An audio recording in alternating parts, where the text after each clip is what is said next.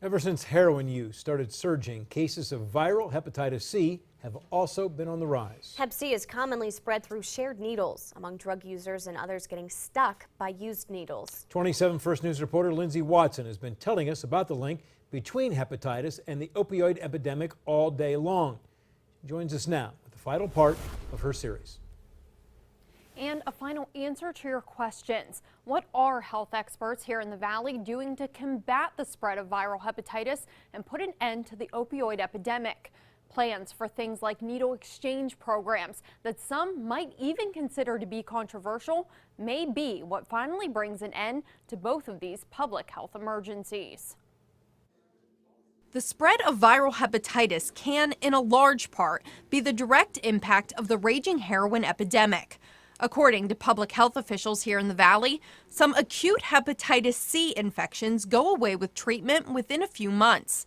But about 2/3 of cases turn into long-term chronic infections, which can cause liver damage, liver cancer, and even death. We have these newer medications that within 8 weeks, in some cases longer for different types of hepatitis C, we're seeing patients who have zero viral load.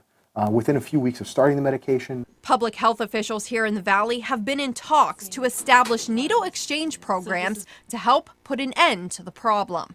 Prevention is the best method of preventing the disease, and that is by not sharing needles with someone else who has used a needle. There are currently 228 syringe service programs in 35 U.S. states, the District of Columbia, and Puerto Rico. In Ohio, there are currently 4 needle exchange programs in the state and only 3 in Pennsylvania. The closest programs to us being in Cleveland and Pittsburgh. In Trumbull County, the thought of a needle exchange program is in its early planning stages. It is an evidence-based program that has been proven to reduce the rise in hepatitis C. It does not promote drug use. People who use drugs are going to probably continue to use drugs until they get some kind of rehabilitation or recovery type of help. Health experts say needle exchanges also give public health workers a chance to educate drug users and provide other health services at the same time. It's a costly program, but we're looking to getting some commitment and buy-in in our community to set something like that up so that we do prevent the rise in the hepatitis C. Which is why health departments in Columbiana and Mahoning counties haven't ruled out the idea. We will be continuing to conduct surveillance and talk to our community partners. It's a very complicated issue when you begin to provide needles to injection drug users in the community. It's a very complicated process to really vet that through and make sure that's something that the community wants to do, that there's going to be community support. So I'm not going to rule it out in the future, but at this point I think it's still in discussion.